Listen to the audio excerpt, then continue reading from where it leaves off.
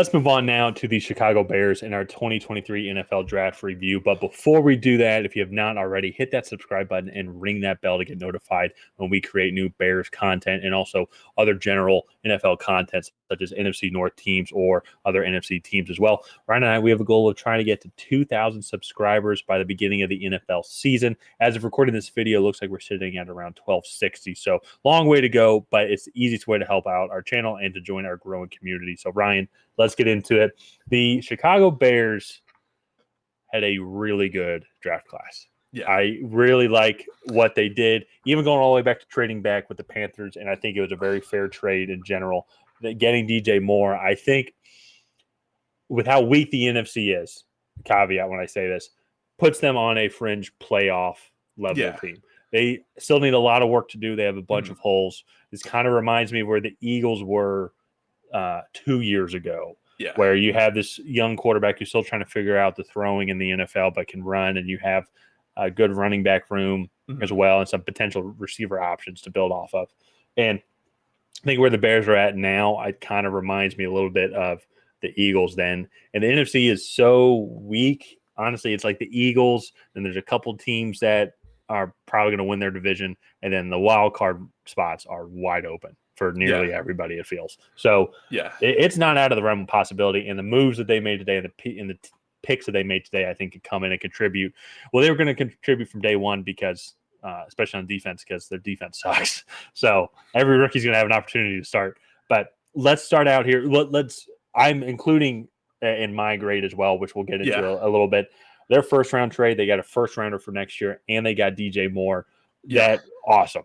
That to me was a great pick already. And they got other picks as well. I can't remember them off the top of my head, but that to start out, amazing pick. You get DJ Moore for the first overall, and then you get another first round pick, or you get then two more first round picks essentially. So, and the second one was the 10th pick that they just picked in Darnell Wright, offensive tackle from Tennessee.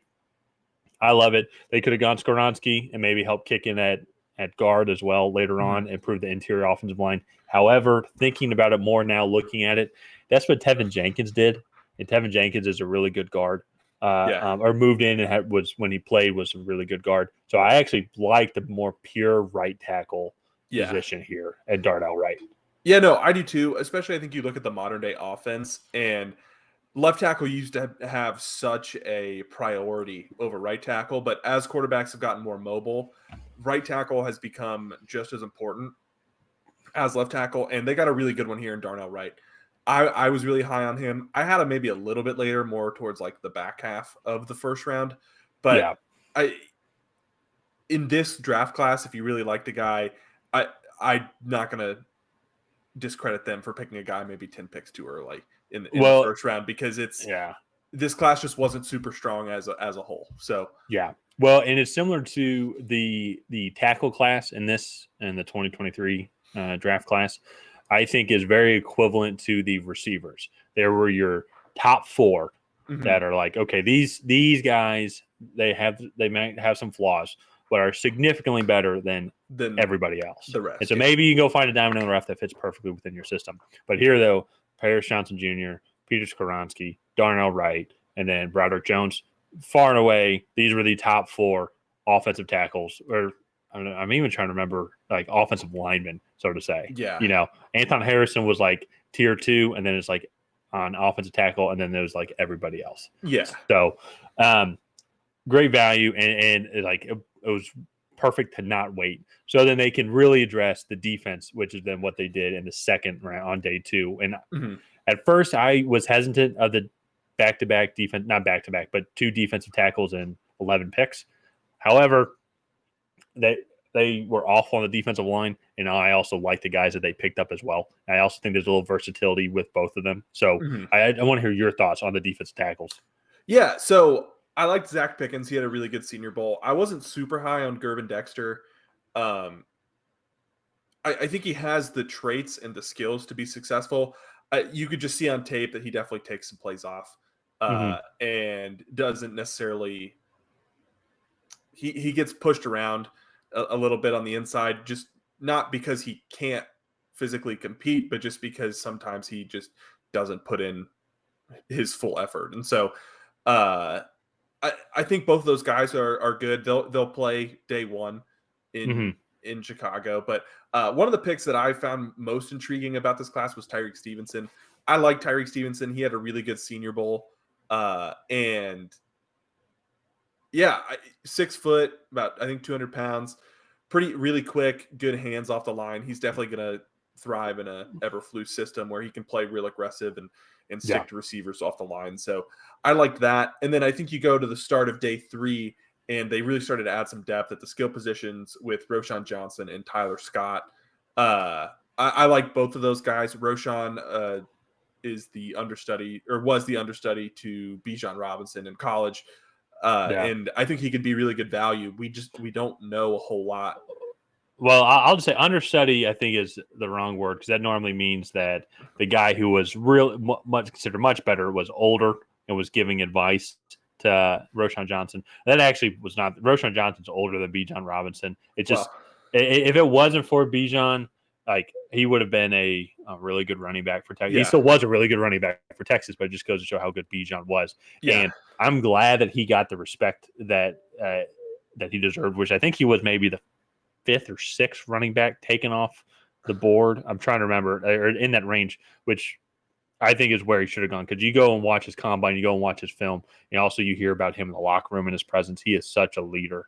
And yeah. so, I really like this pick for Mm-hmm. Chicago. I do have Khalil Herbert on my dynasty team, so I don't like that as much. But maybe I'll pick up Roshan as, like, just to handcuff other people and add some depth on my end. But then Tyler Scott as well. I also like good pure slot guy, lots of speed. I like Mm-hmm. I like him a lot here in Yeah. the system. I think he's something that they don't have. Yeah. So Well, to me, he actually reminds me a little bit of Darnell Mooney. He played running back in high school and got recruited as running back into college, and then made the transition over to wide receiver. So after the catch, he's actually fantastic. mm-hmm. But the problem is he doesn't have the most natural hands, and he is working on that. They did some offseason stuff with him, but he's working on that to get that better. But I think that's really good value there at pick 133.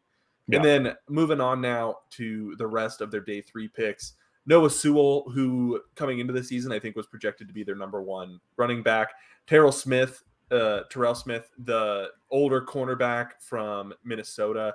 He is, I want to say, like 24, 25. He's one of the oldest players in this draft class, but he had a really good final season at Minnesota. Mm-hmm. But the big question with him is, can he carry over that success into the NFL?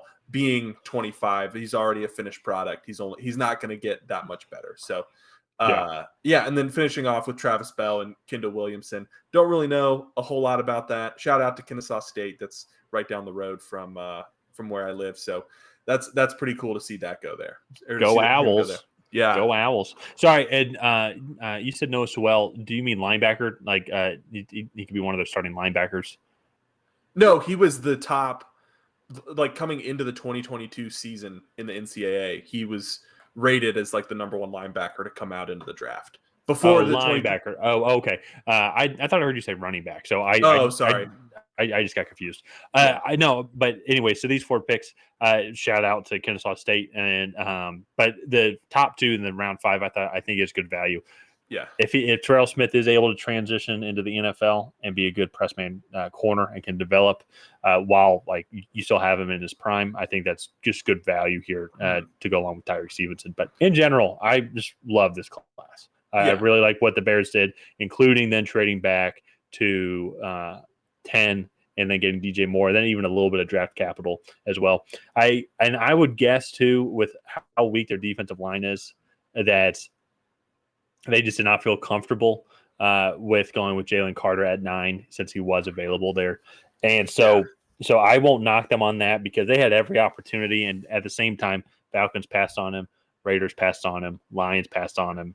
But every team in front of them, obviously, who would have absolutely loved to have had him on there, passed on him. So if there was any concerns, like, I would understand. So that to me doesn't knock them in my grade. And so I say let's move on to the grades now. Like, because I have them with my grades, I want to do every team. I just wanted to give 1 A+ to a team, and so I was specifying that with Jalen Carter's, like, I was giving them an A no matter what, even if they took Jalen Carter as well.